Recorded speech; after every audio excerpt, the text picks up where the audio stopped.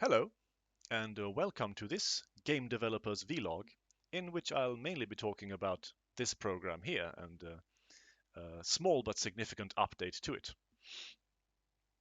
But let me first say that I'm grateful for your patience in waiting this week. I haven't been able to make many updates, um, and that's the kind of week I have sometimes when I don't feel like I produce a lot of interesting stuff. It's not that I haven't worked and done things. I've painted and made some significant progress on that. I debugged my game Untrodden Lands so that it's now ready for download trials, meaning I'll try to download it from one computer via the internet to another computer that I have and see if that works. And if it does, then I'll be finally making the instructional video on how to get it for yourself, so you guys can get it and play it. I'm looking forward to that actually. But I really wanted to work on this program, and I basically haven't until today, more or less. And this is, of course, my art program that I'm going to use to make graphics for my upcoming game. Please don't be confused by these little dots that move around.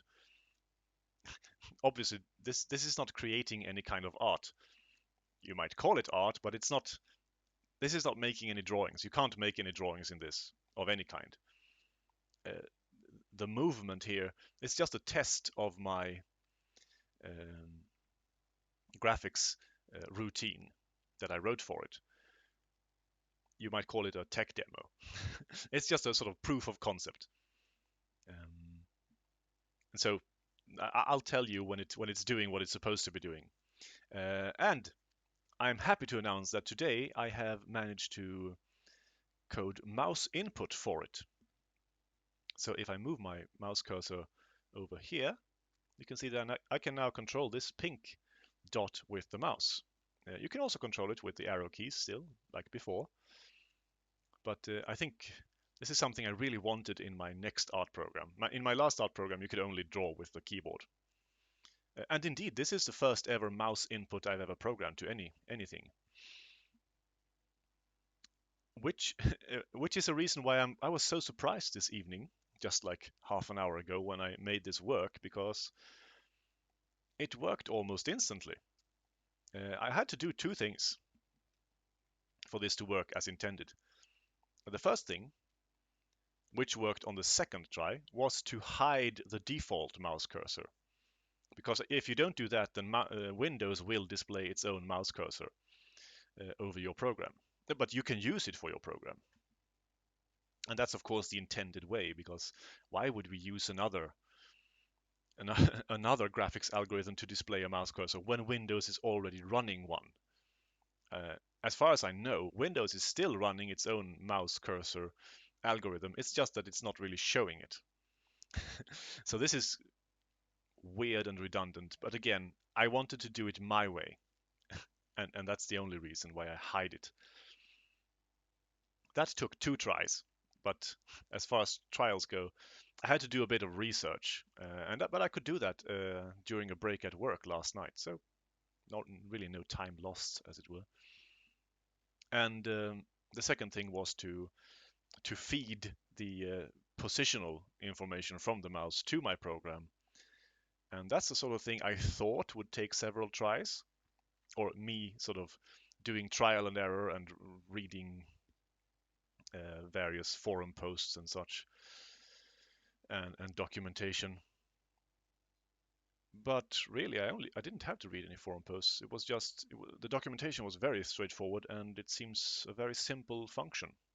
Um, so I've never been as surprised. I think it might be the first time that something completely new with regards to interaction with Windows works on the first try.